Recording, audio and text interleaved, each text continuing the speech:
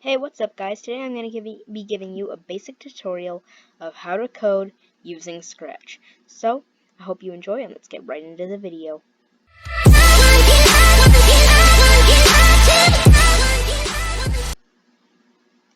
Okay, so I opened a new Scratch project.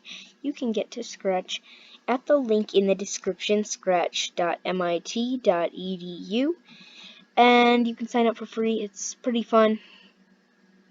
Anyway, when you make a new project using the Create button on the top of the screen, you will get this. And we have a bunch of categories of code blocks on the left that you can use to control the cat on the right. Now, each character, like this cat, is called a sprite. And there's blocks that make stuff happen to it. Like I can make it move 10 steps and it moves over here. And I'm going to move it back to its original position using this. This uses coordinates. And coordinates are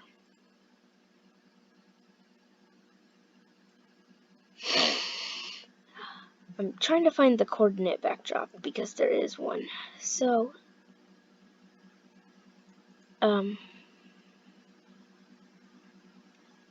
here we go. XY grid. And then here's x240, y0, y180, x0. So x0, y0 is where the cat is right now, and that's the middle. So that's what this code does. It makes them go back to the middle. I think we should have that at the beginning of our project. Because basically, this project is just going to show you how to make characters move. Like the video if you want some more coding tutorials. So, I'm thinking that we should make him turn right and make him turn left. And then we can click the code to run it. So he turns right and then left, so he's back there again. But if I wanted to make this 30, and then I can also right click on this and hit duplicate. Oop. If I wanted to make him do that. Also, 90 degrees is how he's pointing right now.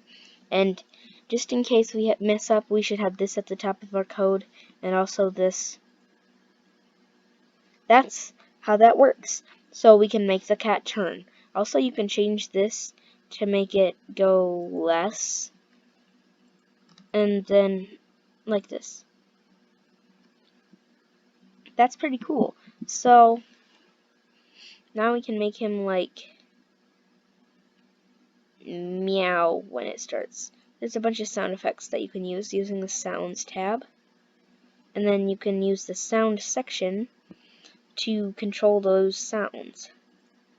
Now, in the Events section, we have When Start Clicked. And so this is for people who are using your project on like the project page, which is this. So that's what this is for, and so they can't see your code to click on the code blocks. They would have to see inside, so they have to press the green flag, and then our cat moves and turns. It's pretty cool. So we had to use this green flag clicked. Then you can use this, so you basically change it to what key you want to be pressed to make something happen. And when this right clicked, so when you like click the cat, then it will just do whatever you want. Now, I'm not going to go into all these other codes. That's going to be in my next coding tutorials. We have the control section with the wait blocks.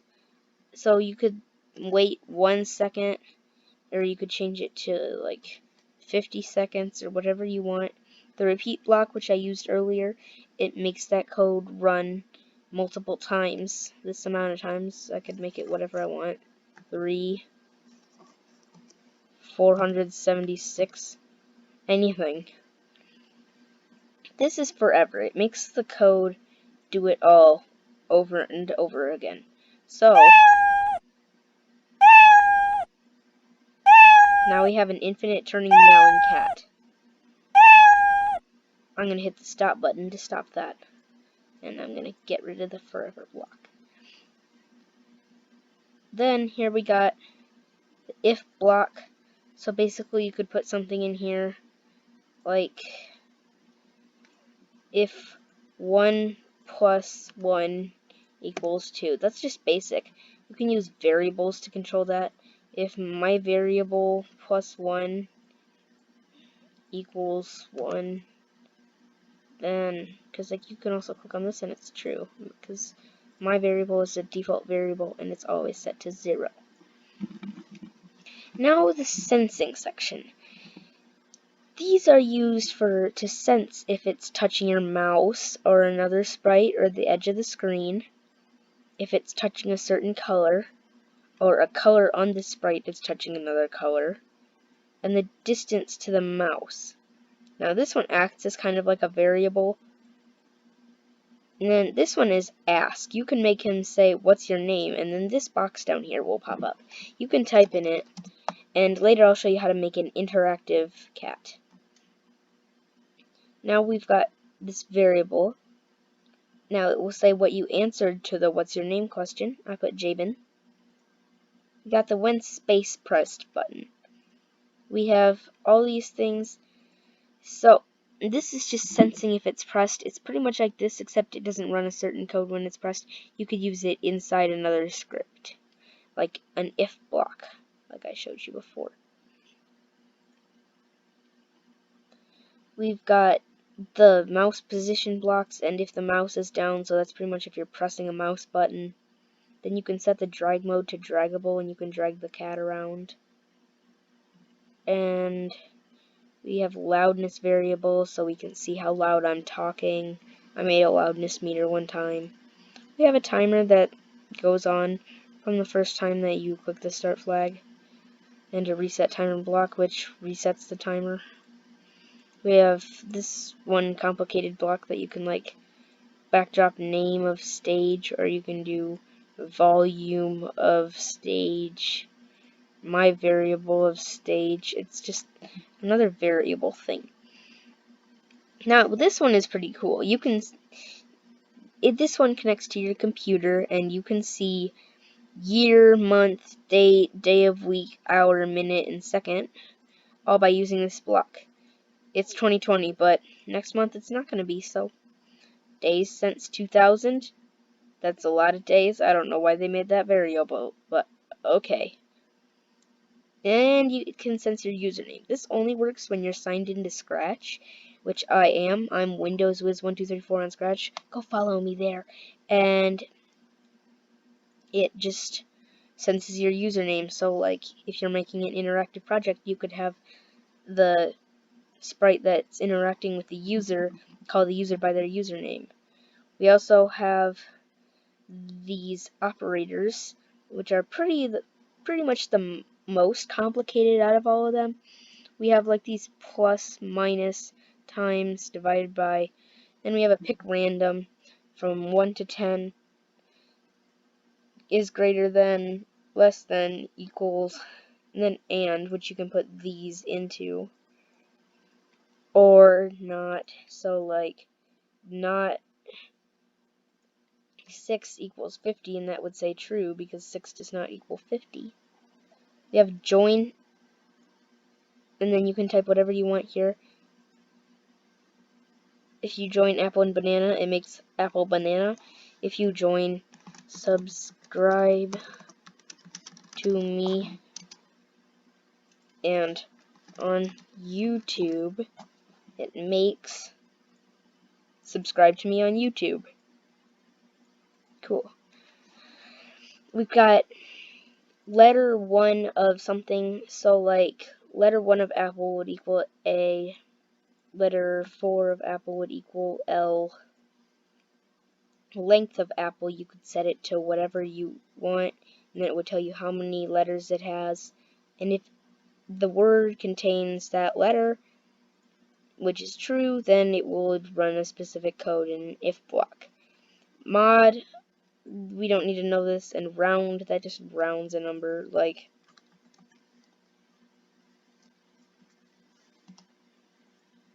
it rounds 143.5 to 144.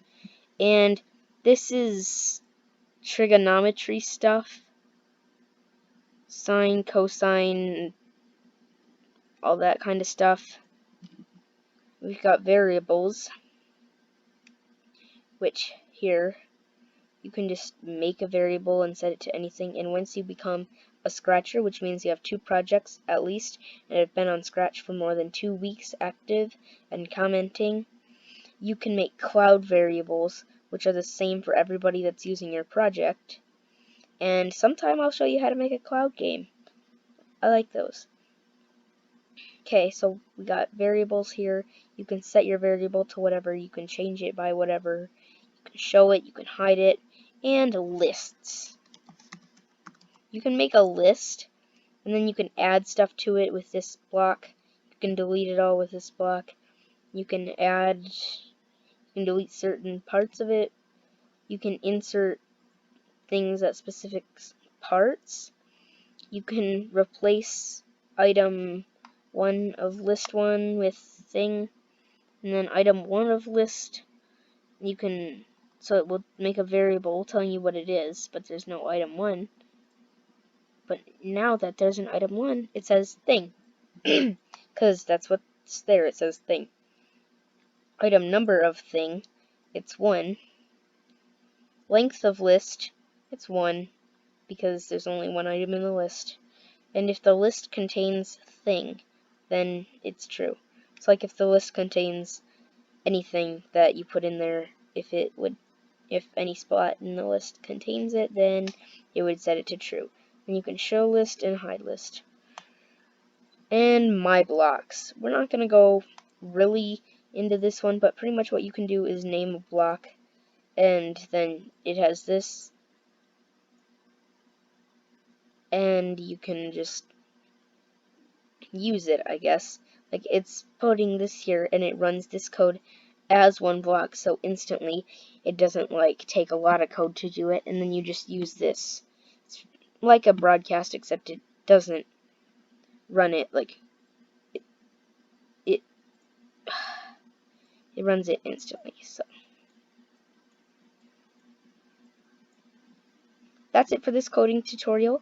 Like and subscribe if you want more, and don't forget to hit the bell for notifications. Have a great day.